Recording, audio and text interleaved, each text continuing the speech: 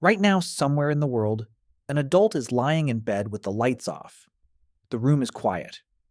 The door is locked. The house is safe. And they are afraid. Not because they heard something. Not because anything happened. They are afraid because it is dark, and their body will not let them forget what darkness used to mean. If you ask most people when they stopped being afraid of the dark, they'll say childhood, somewhere around 7 or 8. But in 2012, a sleep researcher at Ryerson University named Colleen Carney ran a study on adults, not children. Adults. She put them in a dark room and measured their stress response, heart rate, skin conductance, startle reflex. Nearly half of them showed elevated fear responses in the dark. Some of them didn't even know they were afraid. Their conscious mind said everything was fine, their body disagreed completely. You are not afraid of the dark because something is wrong with you. You are afraid of the dark because for millions of years, something was in it. Let's go back to where this started. East Africa, 200,000 years ago. The sun drops below the horizon and the world changes completely. You are standing in open grassland. There are no walls, no roof, no streetlight, no glow from a city on the horizon. The darkness that arrives is not the kind you know. It is absolute. On a cloudy, moonless night, you cannot see your own hand. Your entire visual system, the thing your species depends on more than any other sense, just went offline. But you can hear everything. The savanna at night is louder than the savanna during the day. Insects pulse in waves. Frogs call from every water source. And somewhere in the tall grass, a spotted hyena whoops, a sound that carries for 3 miles across flat ground. Then another answers. Then a third. They are coordinating. You can hear it happening, and you cannot see any of them. And the things that hunt you are built for this. Leopards are nocturnal. They see 6 times better than you in low light. They hunt alone, they hunt silently, and their preferred method is to stalk from above, dropping from a tree branch onto the back of the neck before the animal even registers movement. A leopard does not chase you. It waits in a place you cannot see, and it takes you before you make a sound. You never know it was there. That is the point. Hyenas hunt in packs of up to 15. A spotted hyena clan can bring down a full-grown wildebeest. Their jaws generate roughly 1,100 pounds of bite force per square inch, enough to crush bone. And they are most active between sunset and sunrise. Cave lions stood 4 feet tall at the shoulder. Saber-toothed cats were still on the landscape for most of early human history. Giant crocodiles waited at every water source after dark. The African night was not empty. It was full of things that were better at the dark than you would ever be. And you, your species, are a daytime animal. Your eyes evolved for color and detail in bright sunlight. When the sun goes down, you lose depth perception, peripheral clarity, and the ability to distinguish shapes from shadows. You are slow. You have no claws, no fangs, no armor. You are made of soft tissue. Every predator on the savanna knows exactly what that means. In 1924, an anatomist named Raymond Dart was handed a small fossil skull found in a limestone quarry in Taung, South Africa. It belonged to a child, roughly 3 years old, from a species called Australopithecus africanus, one of our earliest ancestors. Dart studied the skull for decades. He noticed strange, deep puncture marks on the cranial bone that he couldn't explain. Years later, in 2006, Lee Berger and Ron Clark re-examined those marks with modern imaging tools. The puncture pattern matched the talons of a large African crowned eagle. That 3-year-old had been snatched from the ground and killed by a bird of prey. But eagles were only part of the story. In the Thai forest of Ivory Coast, primatologist Christophe Bosch spent years documenting chimpanzee deaths in the wild. He found that leopards were the single biggest killer of chimps in the forest. Not disease, not rival groups, not snake bites. Leopards, and almost every kill happened at night while the chimps were sleeping in their tree nests. They never saw it coming. They rarely even woke up. Our closest living relatives are killed in the dark by predators they never see. That has been true for millions of years. Your fear of the dark is not a phobia. It is not irrational. It is one of the oldest rational responses your body still carries. The ones who weren't afraid didn't become anyone's ancestors. Then, somewhere between 1 million and 400,000 years ago, something shifted. Humans figured out fire. The earliest evidence comes from Wonderwork Cave in South Africa, where archaeologists found traces of ash and burned bone fragments dating back roughly 1 million years. Whether that was controlled, deliberate fire or something more opportunistic is still debated.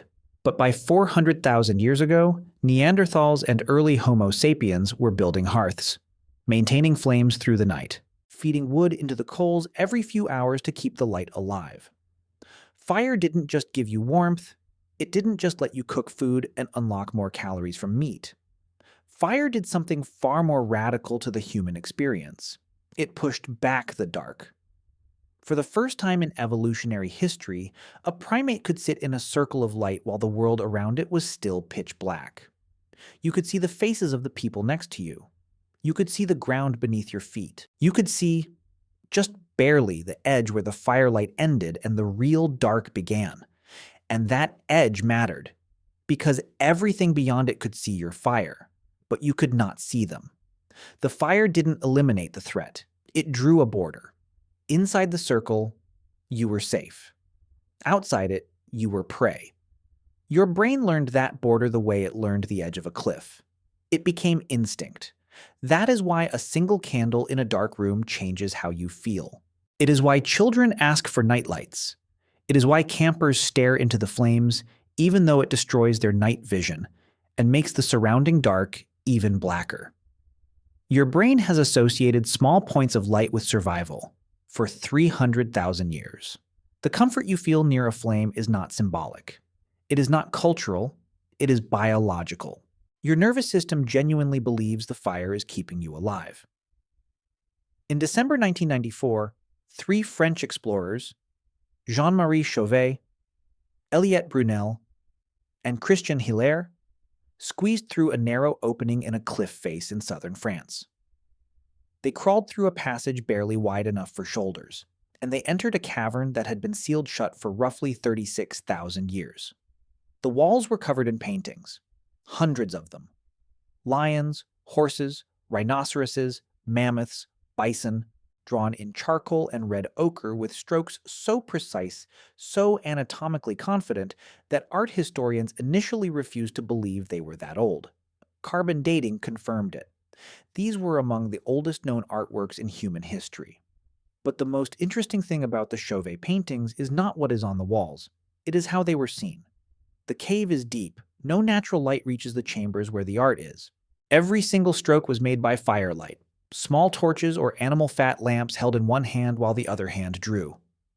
Archaeologist Mark Azema later studied the paintings and noticed something remarkable. Many of the animals are drawn with multiple legs, overlapping heads, or staggered body positions, like frames from an animation. When you hold a flickering torch in front of them and move it slowly, the animals appear to run. The horse gallops, the lion turns its head, the bison charges, the cave walls come alive. 36,000 years ago, humans were sitting in total darkness, deep underground, watching firelit animations of the animals they feared and hunted. The first stories humans ever told were told in the dark. The first art was made inside it. The dark was terrifying, and humans walked into it anyway, and made it beautiful. But beauty does not keep you alive. And every single night, for hundreds of thousands of years, your ancestors had to solve the same basic problem. How do you sleep when sleeping can kill you? The answer is simple. You don't all sleep at the same time. In 2017, anthropologist David Sampson and evolutionary biologist Charlie Nunn published a study based on weeks of continuous sleep data collected from Hadza hunter-gatherers in Tanzania. They fitted every individual with wrist-worn activity monitors and tracked exactly when each person was asleep and when each person was awake, around the clock, for days on end. What they found was extraordinary. Out of over 200 hours of nighttime observation, there were only 18 minutes, total, when every person in the camp was asleep simultaneously. 18 minutes, out of 200 hours. Someone was always awake, always listening. The camp never went fully offline. Sampson and Nunn called this the poorly sleeping grandparent hypothesis. The idea is that humans evolved to have staggered sleep schedules on purpose. Young adults sleep deeply in concentrated windows. Teenagers fall asleep late and wake up late. Older adults sleep lighter, wake up more often, and rise before dawn. What looks like insomnia or poor sleep hygiene in the modern world might be an ancient rotating watch, a security system built into the variation of human chronotypes to make sure that at every hour of the night, someone in the group had their eyes open and their ears working. Your grandmother who wakes up at 4 a.m. and cannot fall back asleep? For most of human history, she was the one on duty when everyone else was unconscious. And if a leopard moved through the grass at the edge of the firelight, she was the one who heard it first. Evolution did not solve the problem of nighttime vulnerability by making humans less afraid. It solved the problem by making sure someone was always afraid enough to stay awake. For 300,000 years, that was the deal. The dark was dangerous. Your body knew it. Every evening, as the light faded, cortisol levels shifted, heart rate adjusted, and your senses sharpened automatically. Fear of the dark was not a disorder. It was the most important feature your nervous system had. Then, in 1879, Thomas Edison demonstrated a reliable incandescent light bulb. Within one generation, cities could stay lit all night. Streets had lamps, homes had switches. For the first time in the entire history of life on Earth, a species could decide that darkness was simply not going to happen tonight. You could flip a switch, and 300,000 years of nightfall disappeared. Historian Roger E. Kirch spent 16 years studying how people slept before artificial light. His book, published in 2005, revealed something almost no one alive today remembers. For centuries, humans in Europe practiced what Kirch called segmented sleep. 2 separate sleep periods, divided by an hour or two of quiet wakefulness in the middle of the night. People would drift off at dusk, sleep for about 4 hours, then wake up around midnight. They would pray, talk softly, tend the fire, sometimes visit neighbors. Then they would go back to sleep until dawn. Court records, medical texts, diaries, and novels from the 15th to 18th centuries all mention first sleep and second sleep, as if everyone knew what those words meant. Within 50 years of the electric light, all references to segmented sleep vanish from the written record. An entire pattern of rest that humans had followed for centuries, probably for millennia, erased in 2 generations. Nobody debated it. Nobody mourned it. It just disappeared. And we forgot it had ever existed. We didn't just conquer the dark, we deleted it. And we did it so fast that no one noticed what was lost. But here's the thing about deletion. You can remove the dark from streets and bedrooms and parking lots. You can flood every corner of every building with halogen light. You can buy blackout curtains and then put a nightlight inside them. You can install motion sensor lights in your hallway so you never stand in an unlit room at 2 a.m. You cannot remove the dark from your nervous system. Somewhere in your brainstem, in circuits older than language, older than art, older than fire itself, there is a system that has been tracking light levels since before your species had a name. When the light drops, that system sends a signal. The signal has meant the same thing for millions of years. Something might be coming. Pay attention. You feel it when you walk to your car in an empty parking garage. You feel it when the power goes out and the house goes completely silent. You feel it in that half second after you turn off the bathroom light and walk back to your bed a little faster than you needed to. Every predator that ever hunted your ancestors worked the night shift.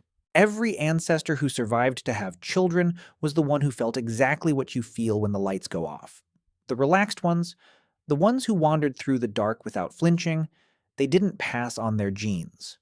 You are here because your people were afraid. They flinched at shadows. They startled at sounds. They kept one ear open and one eye toward the edge of the firelight while everyone else slept. The dark hasn't been dangerous for roughly 100 years. Your nervous system hasn't been updated in 300,000. Every night when the lights go out and your pulse climbs just slightly and your ears reach for sounds that aren't there, that ancient brain is doing the only thing it knows how to do. It is keeping watch for something that is never coming, and it has no intention of stopping.